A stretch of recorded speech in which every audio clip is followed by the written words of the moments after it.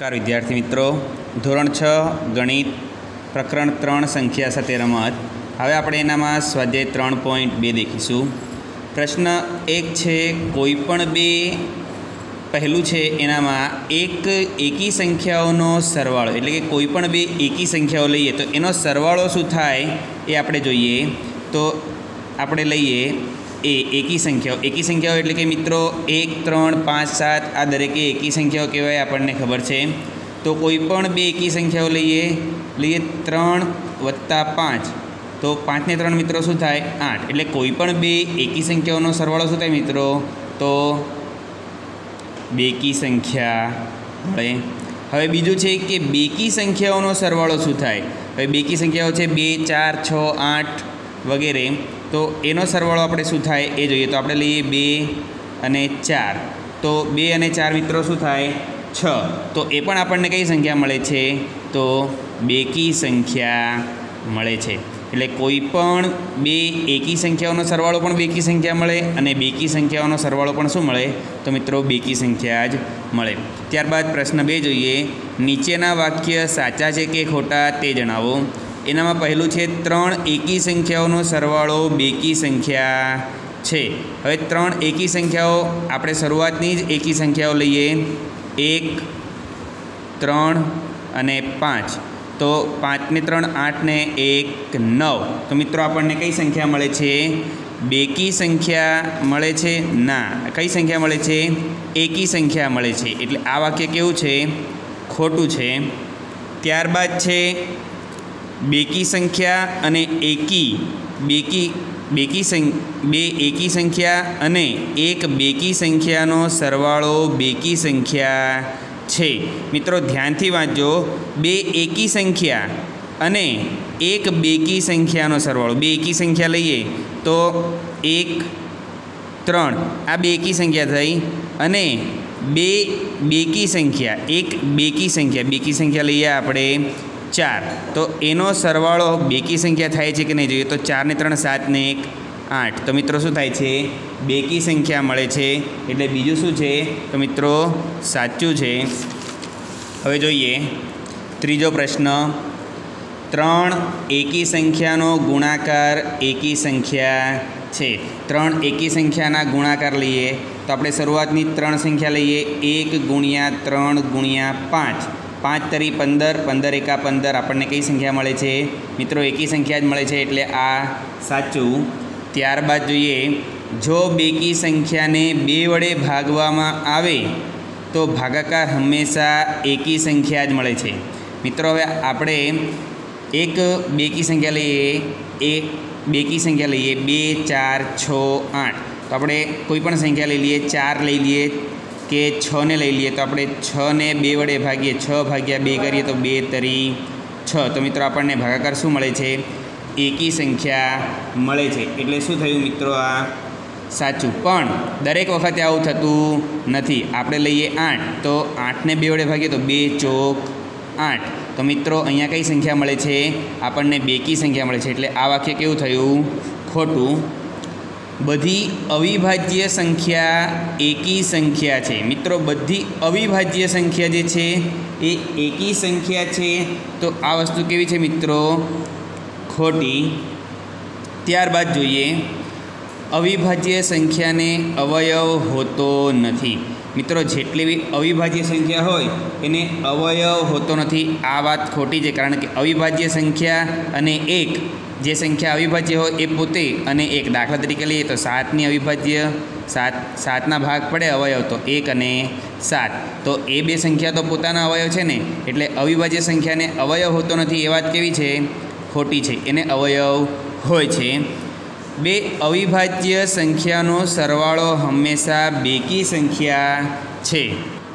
તો મિત્રો શું મળે, બે અવિભાજ્ય સંખ્યાઓનો સરવાળો હંમેશા બેકી સંખ્યા જ મળે. તો આપણે જોઈએ બે અવિભાજ્ય સંખ્યાઓ. દાખલા તરીકે એક અવિભાજ્ય સંખ્યા લઈએ 3 અને બીજી અવિભાજ્ય સંખ્યા 5. તો 5 ને 3 8. એક બીજું ઉદાહરણ લઈએ, એક અવિભાજ્ય સંખ્યા છે 5 અને બીજી સંખ્યા અવિભાજ્ય લઈએ તો 7. એ બેનો સરવાળો 7 ને 5 મિત્રો 12 થાય, જે બેકી સંખ્યા છે. એટલે શું આવશે, સાચું. હવે છે 2 એ એકમાત્ર બેકી અવિભાજ્ય સંખ્યા છે। મિત્રો બેકી સંખ્યાઓની શરૂઆત 2, 4, 6, 8 એટલે કે 2થી જ થતી હોય છે। અને આપણે જાણીએ છીએ કે 2ને ભાગ પાડી શકાતા નથી, એટલે 2 કેવી છે મિત્રો? એ અવિભાજ્ય બેકી સંખ્યા છે। તો આ કેવું છે? સાચું છે। હવે જોઈએ તો બધી બેકી સંખ્યા વિભાજ્ય સંખ્યા છે। મિત્રો અહીંયા કીધું છે કે બધી બેકી સંખ્યા એ વિભાજ્ય સંખ્યા છે। તો આપણે જોઈએ તો મિત્રો શું મળે આપણને? તો બધી બેકી સંખ્યા વિભાજ્ય સંખ્યા છે, તો આ વાત સાચી છે। બે બેકી સંખ્યાઓનો ગુણાકાર હંમેશા બેકી સંખ્યા હોય। બે બેકી સંખ્યાઓનો ગુણાકાર, બેકી સંખ્યા લઈએ તો 2 ગુણ્યા 4, બે બેકી સંખ્યાઓનો ગુણાકાર 4 દુ 8, તો કઈ સંખ્યા મળે મિત્રો? બેકી સંખ્યા મળે। એટલે આ વાત કેવી છે? સાચી છે। હવે આગળ જોઈએ, 13 અને 31 એ અવિભાજ્ય છે। આ બંને સંખ્યાના અંકો 1 અને 3 સમાન છે। 100 સંખ્યા સુધી આવી અવિભાજ્ય સંખ્યાઓની જોડી બનાવો। એટલે કે મિત્રો 13 અને 31 એ અવિભાજ્ય સંખ્યાઓ છે, સંખ્યાને ઉલટાવતા અવિભાજ્ય સંખ્યા બને એવી 100 સુધીની જોડી બનાવવાની છે। તો આપણે બીજી જોડી લઈએ તો 1, 17 લઈએ તો 17 અને 71, મિત્રો આ બે સંખ્યા કેવી છે? અવિભાજ્ય છે। ત્યારબાદ બીજી સંખ્યા લઈએ 37, તો 37 અને એને ઉલટાઈએ તો શું બને? 73, એ પણ કેવી છે? અવિભાજ્ય સંખ્યા છે।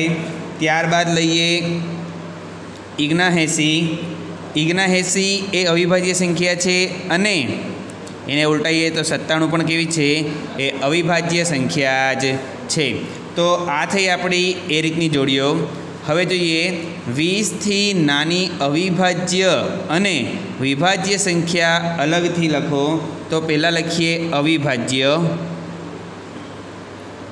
મિત્રો અવિભાજ્ય સંખ્યા કઈ છે? 20થી નાની તો 2, 3, 5, 7, 11, 13, 17 અને 19।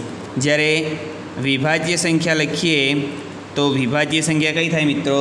તો વિભાજ્ય સંખ્યા છે 4, 6, 8, 9, 10, 12, 14, 15, 16 અને 18। આ થઈ મિત્રો 20થી નાની વિભાજ્ય અને અવિભાજ્ય સંખ્યા।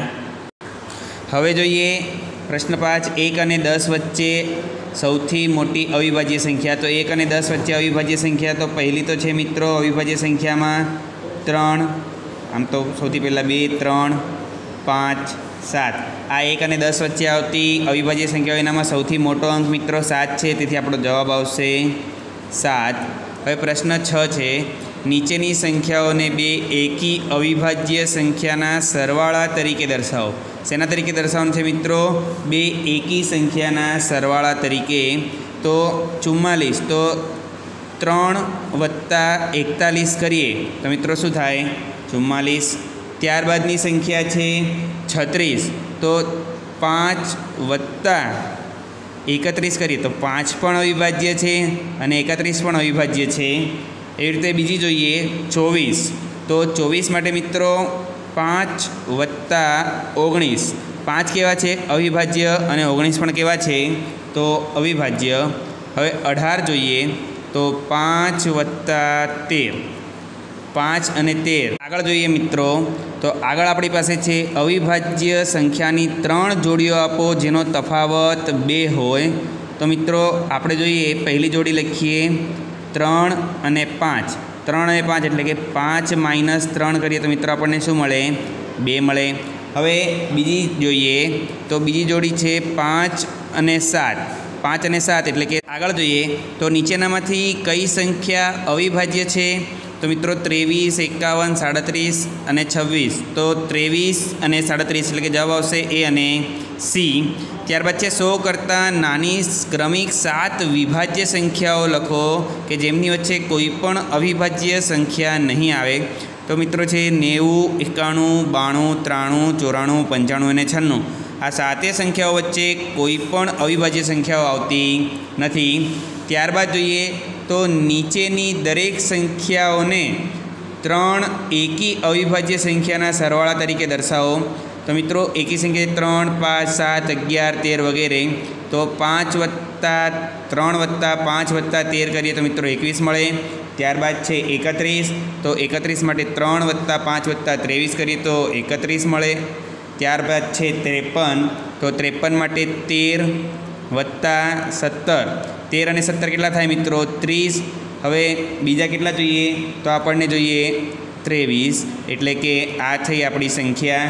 ત્યારબાદ છે 61. તો 7 વત્તા 13 વત્તા 41. 7 4 48. 48 ને 13 કેટલા થાય મિત્રો? 61. એટલે કે આ રીતે આપણે કેટલીક જોડ બનાવી શકીએ. હવે આપણે જોઈએ તો 20 કરતાં નાની અવિભાજ્ય સંખ્યાની 5 જોડીઓ લખો કે જેનો સરવાળો 5 વડે ભાગી શકાય. તો મિત્રો હવે આપણે જોઈએ કે એ જોડીઓ કઈ છે. પહેલી જોડી છે 2 વત્તા 3 કે જેને 5 વડે ભાગી શકાય. ત્યારબાદ છે 2 વત્તા 13. 13 ને 2 કેટલા થાય મિત્રો?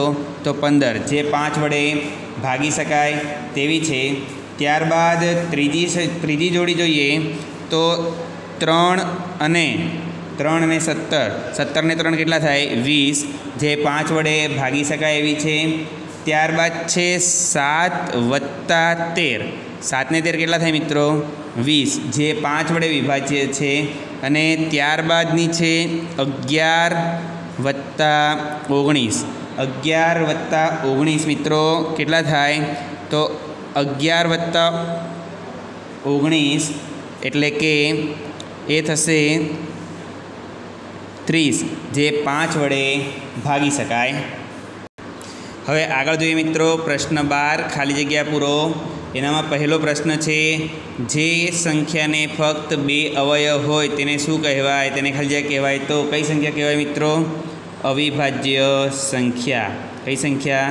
અવિભાજ્ય સંખ્યા કહેવાય. ત્યારબાદ છે જે સંખ્યાને 2 કરતાં વધારે અવયવ તેને મિત્રો આપણે કઈ સંખ્યા કહીએ છીએ? વિભાજ્ય સંખ્યા. શું કહીએ છીએ? વિભાજ્ય સંખ્યા. ત્યારબાદ છે સંખ્યા 1 એ ખાલી જગ્યા કે ખાલી જગ્યા નથી. તો મિત્રો શું નથી? અવિભાજ્ય કે વિભાજ્ય સંખ્યા નથી. ત્યારબાદ ડી, સૌથી નાની અવિભાજ્ય સંખ્યા ખાલી જગ્યા છે. મિત્રો સૌથી નાની અવિભાજ્ય સંખ્યા કઈ છે? તો 2. સૌથી નાની વિભાજ્ય સંખ્યા ખાલી જગ્યા છે. તો સૌથી નાની વિભાજ્ય સંખ્યા મિત્રો 4 મળશે. અને સૌથી નાની બેકી સંખ્યા, તો બેકી સંખ્યા કઈ છે મિત્રો? 2, કારણ કે બેકી સંખ્યાઓની શરૂઆત 2 થી થાય છે. નમસ્કાર.